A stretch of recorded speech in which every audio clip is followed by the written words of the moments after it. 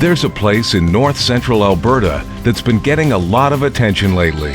A place that until now has been one of the province's best-kept secrets.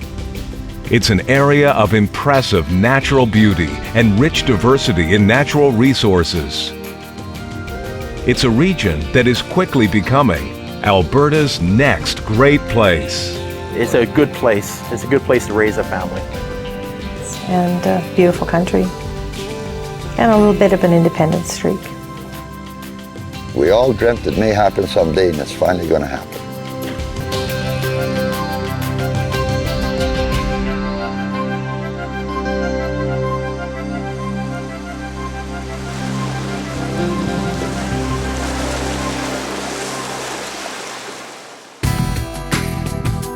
With a population of almost 30,000 people, the Lesser Slave Lake region of Alberta has enjoyed a stable economy, even though until now it has been one of the less developed regions in the province.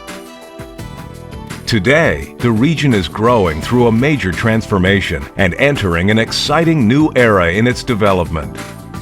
The region encompasses nearly 13 million acres, about 52,500 square kilometers of north-central Alberta, and is uniquely situated around beautiful Lesser Slave Lake, the second largest lake in Alberta.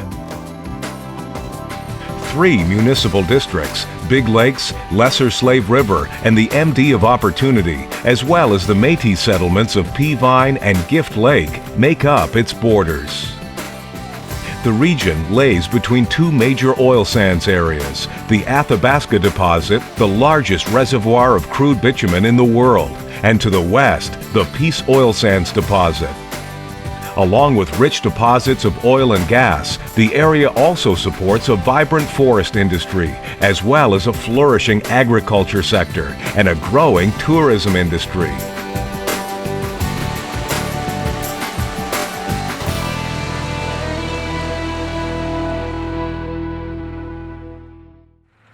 Because the region is beginning to experience an impressive increase in prosperity, due mostly to the oil and gas sector, a lesson was learned looking at other regions' experience during periods of rapid growth. Particularly the regional municipality of Wood Buffalo, which has had to deal with the explosive growth of the oil sands between 1999 and 2008. This recognition fostered the need for communities in the Lesser Slave Lake region to pool resources with one strong voice. The Lesser Slave Lake Economic Alliance was formed to deal with the region's growth after recognizing what other regions had gone through during periods of rapid growth. The Lesser Slave Lake Alliance started being talked about 3 years ago, and it followed a series of meetings between municipalities in the area, interested parties, and government officials. And it became apparent that if we worked together, we'd have a lot more gains than if we tried going on our own. So through many meetings and government help, in the fall of 2007, we actually formed the Alliance. The Alliance can offer many things to many people. The Alliance works for the best interests of its members, out of a shared vision of a broad range of issues relating to sustainable economic growth and long-term economic stability. To say that the petroleum industry is the shining star of the northern Alberta economy would not be an understatement. The Peace Oil Sands has an estimated 130 billion barrels of recoverable oil. The Athabasca Oil Sands has an estimated 1.3 trillion barrels of recoverable oil.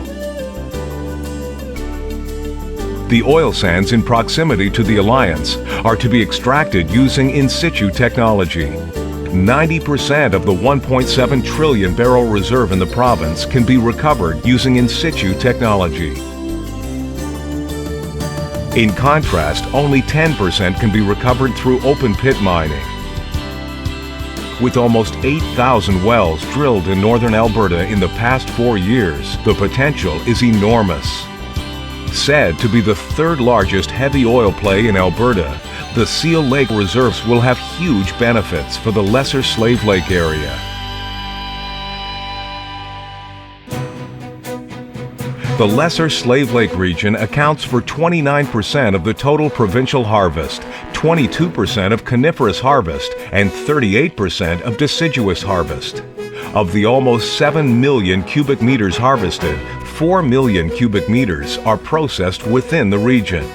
Several of the large forest product producers in the region are Buchanan Lumber, Tolko Industries, Vanderwell Contractors, and West Fraser Timbers pulp and veneer mills. We produce about 220,000 air-dry metric tons a year.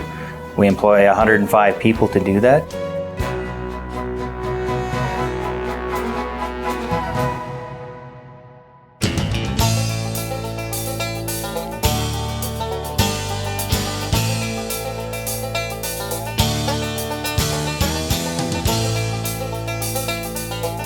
The region's agricultural lands are centered mostly around the municipal district of Big Lakes in the High Prairie and Canuso areas. It's a great area for cow-calf producers, and it's also quite a good area for grain farmers closer to High Prairie. One of the most important things in this area is that we get extra sunlight because we're a little further north, and our wheat crops do very well here: canola, oats, barley.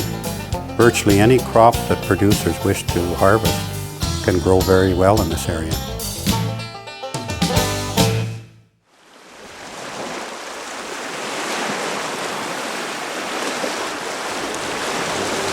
In terms of tourism, Lesser Slave Lake has to be the jewel of northern Alberta. They call this Canada's freshwater ocean. The lake is 107 kilometers long and boasts some of the longest and best sandy beaches in not only the province, but the entire country.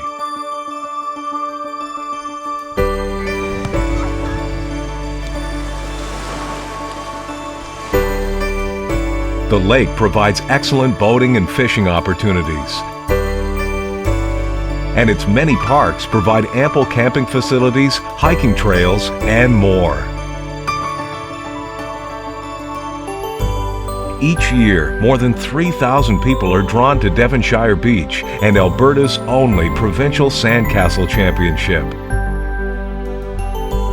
Another attraction is the Lesser Slave Lake Provincial Park, home to the Boreal Center for Bird Conservation, a world-class research and education facility offering year-round interpretive programs. This is Canada's most northern migration monitoring facility, and a birdwatcher's dream come true. The Lesser Slave Lake area is definitely a first-rate tourist destination, with more people visiting each year.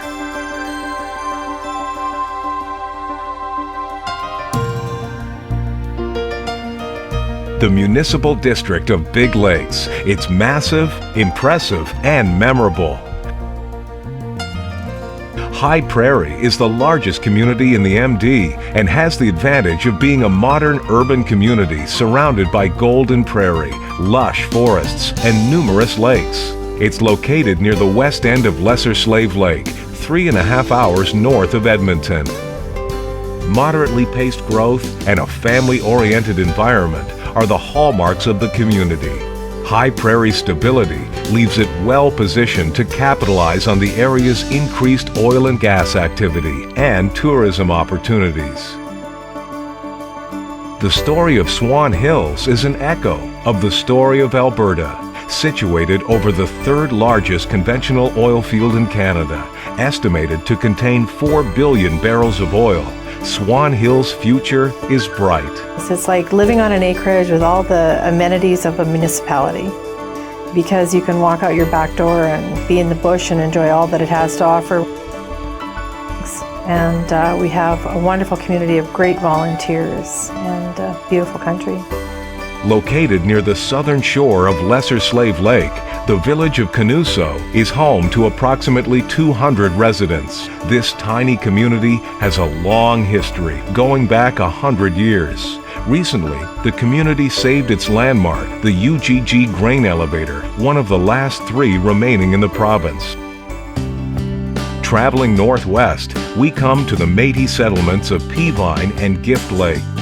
These are very entrepreneurial, progressive communities and are major players in the oil and gas industry. With the purchase of Arrow Industry, the Peavine Métis settlement is the first Aboriginal community in the history of the Toronto Stock Exchange to take over a publicly traded company. These communities have a bright economic future. Unparalleled entrepreneurial opportunities combined with a relaxing lifestyle is what you'll find in the municipal district of Lesser Slave River.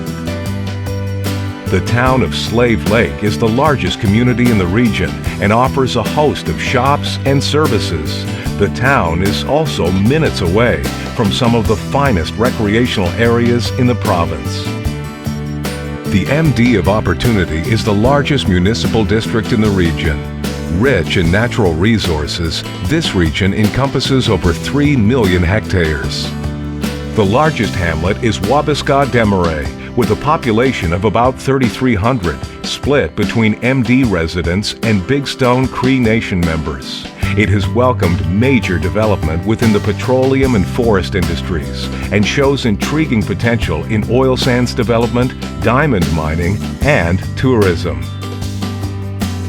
The Lesser Slave Lake region of Alberta has a lot to offer, and with the formation of the Lesser Slave Lake Economic Alliance, a bright future as Alberta's next great place.